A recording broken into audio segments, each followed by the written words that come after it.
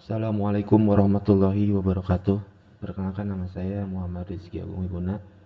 Saya adalah salah satu mahasiswa Universitas Trisakti Bekasi dengan NIM 2892050103, Prodi Manajemen semester 6, mata kuliah Perekonomian Indonesia dengan dosen pengampu Bapak Mulyono SHMM. Video ini saya buat untuk memenuhi ujian akhir semester saya di semester 6 ini dengan materi yaitu demokrasi, demokrasi ekonomi, dan politik ekonomi. Adapun definisi demokrasi, berdasarkan KBBI, demokrasi adalah bentuk atau sistem pemerintahan yang seluruh rakyatnya turut serta memerintah dengan perantaraan wakilnya. Pemerintahan rakyat, kemudian demokrasi juga diartikan KBBI sebagai gagasan atau pandangan hidup yang mengutamakan persamaan hak dan kewajiban serta perlakuan yang sama bagi semua warga negara. Pengertian demokrasi menurut para ahli pun sangat beragam. Abraham Lincoln mendefinisikan demokrasi sebagai pemerintahan dari rakyat, oleh rakyat, dan untuk rakyat. Lalu Sidney Hook mendefinisikan demokrasi sebagai bentuk pemerintahan di mana keputusan-keputusan pemerintahan yang penting baik secara langsung atau tidak langsung didasarkan pada kesepakatan mayoritas yang diberikan secara bebas dari rakyat dewasa. Selanjutnya ada hakikat demokrasi. Pada dasarnya hakikat demokrasi adalah menempatkan rakyat sebagai pemegang kuasa. Lebih lanjut, Dwi Sulisworo dan kawan-kawan dalam bahan ajar demokrasi menerangkan bahwa hakikat demokrasi meliputi tiga hal. Yang pertama yaitu pemerintahan dari rakyat, mengandung pengertian yang berhubungan dengan pemerintahan yang sah di mata rakyat atau legitimate government. Pemerintahan yang sah ini adalah pemerintahan yang mendapat pengakuan dan dukungan rakyat. Kedua, pemerintahan oleh rakyat. Suatu pemerintahan harus dijalankan atas nama rakyat, bukan atas dorongan sendiri. Pengawasannya pun dilakukan oleh rakyat. Proses pengawasannya dapat dilakukan secara langsung atau tidak langsung melalui lembaga pengawas. Yang ketiga, pemerintahan untuk rakyat. Kekuasaan yang diberikan oleh rakyat kepada pemerintah dijalankan untuk kepentingan rakyat. Kemudian pemerintahan harus menjamin adanya kebebasan seluas-luasnya kepada rakyat dalam menyampaikan aspirasinya. Penyampaian ini dapat dilakukan secara langsung atau melalui media. Kemudian adapun sejarah demokrasi, jika ditinjau dari sejarahnya, demokrasi berkembang pertama kali di masa Yunani kuno sekitar 500. Demokrasi sendiri berasal dari bahasa Yunani, yakni demos yang berarti rakyat dan kratos yang berarti kekuasaan. Jika diartikan secara harfiah, masyarakat Yunani kuno menganggap demokrasi sebagai kekuasaan rakyat. Adapun tujuan demokrasi adalah menciptakan kehidupan masyarakat yang sejahtera, adil dan makmur dengan konsep yang mengedepankan keadilan, kejujuran, dan keterbukaan pada konsepnya. Tujuan demokrasi dalam kehidupan bernegara juga meliputi kebebasan berpendapat dan kedaulatan rakyat. Selain itu, terdapat penjelasan mengenai tujuan demokrasi tersebut, yakni yang pertama, memberi kebebasan dalam berpendapat dan berekspresi. Tujuan demokrasi yang pertama adalah memberi kebebasan dalam berpendapat dan berekspresi, dan kedua, mencegah perselisihan antar kelompok, yaitu antara kelompok demokrasi juga bertujuan untuk mencegah terjadi perselisihan dan konflik. Ketiga, menciptakan keamanan dan ketertiban bersama. Tujuannya yaitu untuk menciptakan keamanan dan ketertiban bersama. Secara umum, demokrasi juga bertujuan untuk menciptakan keamanan, ketertiban, dan ketenteraman di lingkungan masyarakat. Selanjutnya ada jenis-jenis demokrasi. Jenis demokrasi berdasarkan sistem. Menurut Saylor Academy pada tahun 2019, jenis demokrasi juga bisa dibedakan menjadi tiga berdasarkan sistemnya, yaitu demokrasi dengan sistem parlementer, demokrasi dengan sistem presidensial, dan demokrasi campuran. Yang akan kita bahas yaitu yang pertama, demokrasi parlementer. Nama parlementer sendiri diambil karena kekuasaan tertinggi negara untuk menjalankan pemerintahan diberikan kepada lembaga legislatif suatu negara atau parlemen. Contoh negara yang masih menerapkan sistem pemerintahan dan demokrasi ini adalah yaitu Inggris, India, Malaysia, Jepang, dan Australia. Kemudian ada pun demokrasi presidensial. Kalau di demokrasi parlementer tadi kekuasaan tertinggi ada pada parlementer. Dalam demokrasi presidensial, kekuasaan tertingginya adalah seorang presiden yang berperan baik sebagai kepala negara dan juga kepala pemerintahan. Pemilihan presiden dilakukan secara langsung dan tidak langsung. Selanjutnya demokrasi berdasarkan penyaluran kehendak rakyat, yaitu yang pertama demokrasi langsung. Demokrasi ini merupakan demokrasi yang secara langsung melibatkan rakyat dalam proses pengambilan keputusan tanpa adanya perwakilan. Biasanya kalau akan membentuk undang-undang atau peraturan-peraturan pemerintah, pertemuan atau rapat akan diadakan untuk mengumpulkan seluruh warganya. Kemudian demokrasi tidak langsung atau demokrasi perwakilan, yaitu pemilihan presiden dilakukan secara langsung dan tidak langsung. Berbeda dengan demokrasi langsung, demokrasi tidak langsung adalah demokrasi yang menggunakan sistem perwakilan. Kemudian demokrasi ekonomi. Pengertian dari demokrasi ekonomi atau demokrasi pemangku kepentingan adalah filsafat sosial ekonomi yang menganjurkan penggantian kekuasaan pembuatan keputusan dari manajer korporasi dan pemegang saham korporasi ke kelompok pemegang saham publik yang lebih besar, termasuk di dalamnya pekerja, pelanggan, penyuplai, lingkungan sekitar, dan publik luas. Tidak ada definisi atau pendekatan tunggal yang mencakup demokrasi ekonomi, tetapi sebagian besar pendukungnya berpendapat bahwa relasi milik di masa modern ini mengeksternalisasi biaya, mengesampingkan kepentingan publik untuk keuntungan pribadi, dan mengingkari praktik suara demokrasi dalam pembuatan kebijakan ekonomi. Selain mengenai permasalahan moral, demokrasi ekonomi membentuk klaim praktikal seperti dapat mengkompensasi jurang permintaan efektif yang melekat pada kapitalisme. Mikroekonomi membahas bagian kecil dari ilmu ekonomi, yaitu meliputi perilaku produsen dan konsumen, cost analysis, harga keseimbangan pasar, production cost, market struktur, dan lain-lainnya.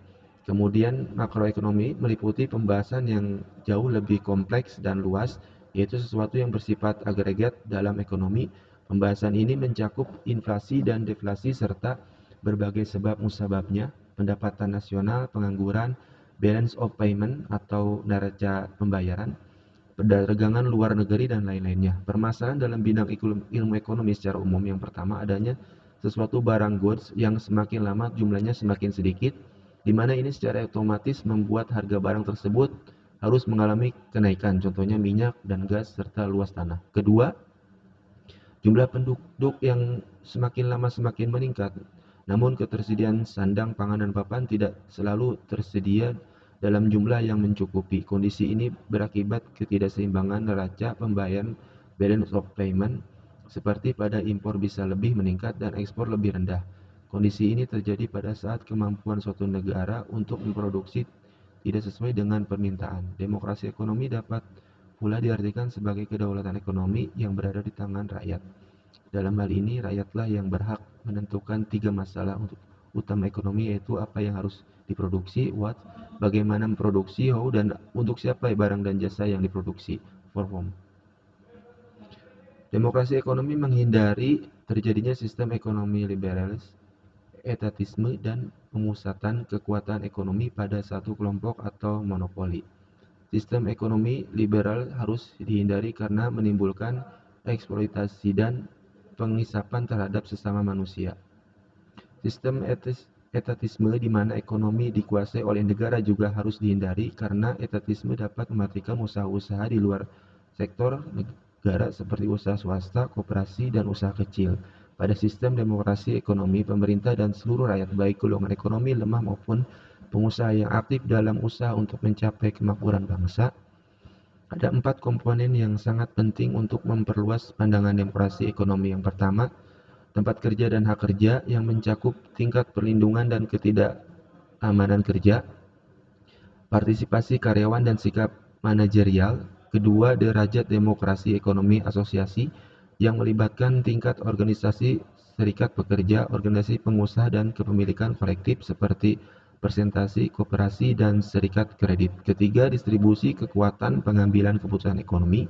Serangkaian ekonomi konsentrasi kekuatan ekonomi yaitu kekuatan sektor keuangan, konsentrasi geografis, kekuatan fiskal pemerintah, dan sebagainya.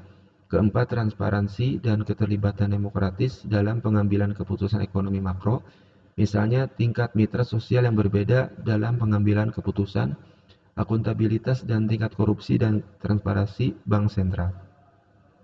Selanjutnya, adapun ciri-ciri demokrasi ekonomi. yaitu perekonomian dibuat untuk usaha bersama yang berdasarkan asas kekeluargaan, kemudian cabang-cabang produksi yang menguasai hajat hidup orang banyak harus dikuasai oleh negara. Kemudian bumi, air, dan kekayaan alam yang terkandung di dalamnya dikuasai oleh negara dan dimanfaatkan untuk sebaik mungkin demi kemakmuran rakyat. Kemudian sumber-sumber keuangan dan kekayaan negara digunakan untuk permufakatan lembaga-lembaga perwakilan rakyat dan pengawasan terhadap kebijakan pada lembaga-lembaga perwakilan rakyat pula. Warga negara mempunyai kebebasan dalam menentukan pekerjaan yang diinginkan dan mempunyai hak atas pekerjaan dan penghidupan yang layak. Kemudian hak milik perorangan diakui dan pemanfaatannya tidak dapat bertentangan dengan kepentingan masyarakat. Potensi inisiatif dan daya kreasi setiap masyarakat dikembangkan sepenuhnya dalam suatu batas-batas yang tidak merugikan kepentingan umum, dan fakir miskin dan anak-anak terlantar diurus oleh negara.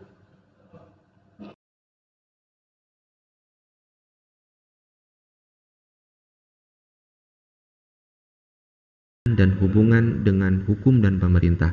Hal ini adalah studi tentang bagaimana teori ekonomi mempengaruhi sistem sosial ekonomi yang berbeda seperti sosialisme dan komunisme bersama dengan pembuatan dan implementasi kebijakan publik. Berbagai kelompok ekonomi menganut teori mereka sendiri tentang bagaimana ekonomi harus dikembangkan. Oleh karena itu, ekonomi politik adalah bidang kompleks yang mencakup berbagai kepentingan politik. Secara sederhana, ekonomi politik mengacu pada nasihat yang diberikan oleh para ekonom kepada pemerintah baik tentang kebijakan ekonomi umum atau proposal khusus tertentu yang dibuat oleh politisi. Komponen ekonomi politik dibagi menjadi dua bagian, yaitu ekonomi politik klasik dan ekonomi politik modern. Ekonomi politik klasik mempelajari karya-karya filsuf seperti Machiavelli, Adam Smith, dan Karl Marx.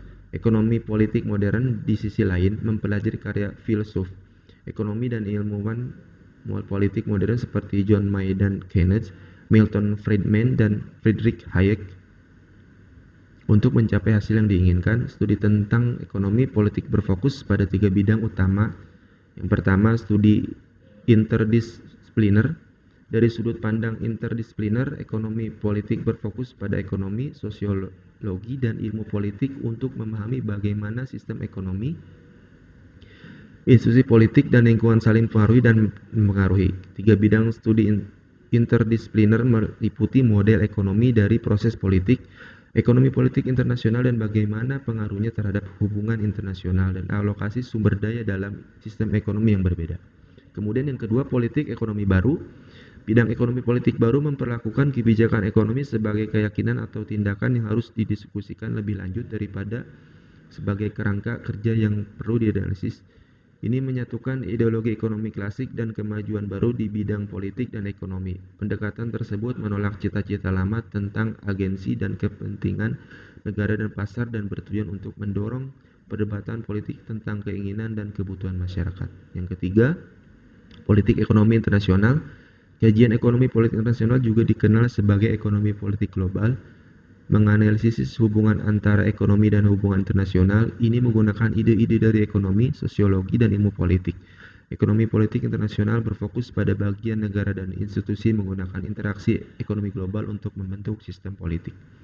Adapun konsep dasar dalam ekonomi politik meliputi kekuasaan. Ekonomi politik mempertanyakan siapa yang memegang kekuasaan dalam suatu sistem ekonomi dan bagaimana kekuasaan tersebut digunakan untuk mengatur sumber daya ekonomi. Kemudian sistem ekonomi. Ekonomi politik mempelajari sistem ekonomi seperti kapitalisme, sosialisme, dan ekonomi campuran dan bagaimana sistem ini mempengaruhi distribusi sumber daya ekonomi. Selanjutnya, kebijakan publik. Ekonomi politik mempelajari pengaruh kebijakan publik seperti pajak, subsidi, regulasi, dan kebijakan moneter pada ekonomi dan masyarakat. Kemudian pasar. Ekonomi politik mempelajari bagaimana pasar bekerja, termasuk persaingan, harga dan penawaran dan permintaan, serta bagaimana pasar mempengaruhi kebijakan dan distribusi sumber daya ekonomi. Kelas sosial. Ekonomi politik mempertimbangkan peran kelas sosial dalam ekonomi dan bagaimana distribusi sumber daya ekonomi mempengaruhi kesenjangan sosial dan ketidakadilan. Kemudian pertumbuhan ekonomi. Ekonomi politik mempelajari faktor-faktor yang mempengaruhi pertumbuhan ekonomi seperti investasi, teknologi, dan mempengaruhi manusia serta bagaimana pertumbuhan ekonomi mempengaruhi kebijakan dan distribusi sumber daya ekonomi. Kemudian lingkungan. Ekonomi politik mempertimbangkan dampak ekonomi pada lingkungan dan bagaimana kebijakan dapat mempromosikan pembangunan berkelanjutan. Dan bagaimana pendekatan dalam ekonomi politik, pendekatan institusional, pendekatan ini mempelajari institusi ekonomi dan politik, termasuk lembaga keuangan, peraturan, dan hukum, serta bagaimana institusi ini mempengaruhi keputusan ekonomi dan politik. Kemudian pendekatan Marxian, pendekatan ini didasarkan pada teori Marxisme dan memfokuskan pada analisis kelas sosial, kapitalisme, dan konflik antara kelas pemilik modal dan kelas pekerja. Pendekatan kesejahteraan, pendekatan ini menekankan bahwa pada kesejahteraan masyarakat dan mencari cara untuk meningkatkan kesejahteraan melalui redistribusi sumber daya ekonomi. Kemudian pendekatan pilihan rasional, pendekatan ini memfokuskan pada bagaimana individu membuat keputusan ekonomi rasional dan mencapai keuntungan pribadi. Pendekatan sosiologi, pendekatan ini mempertimbangkan faktor-faktor sosial dan budaya mempengaruhi keputusan ekonomi dan politik. Kemudian pendekatan feminis, pendekatan ini mempertimbangkan peran gender dan bagaimana keputusan ekonomi dalam politik mempengaruhi gender. Kemudian pendekatan lingkungan, pendekatan ini mempertimbangkan dampak keputusan ekonomi dan politik pada lingkungan dan mendorong pembangunan berkelanjutan. Saya rasa cukup video dari saya. Jika ada kesalahan saya mohon maaf. Sekian dan terima kasih. Wassalamualaikum warahmatullahi wabarakatuh.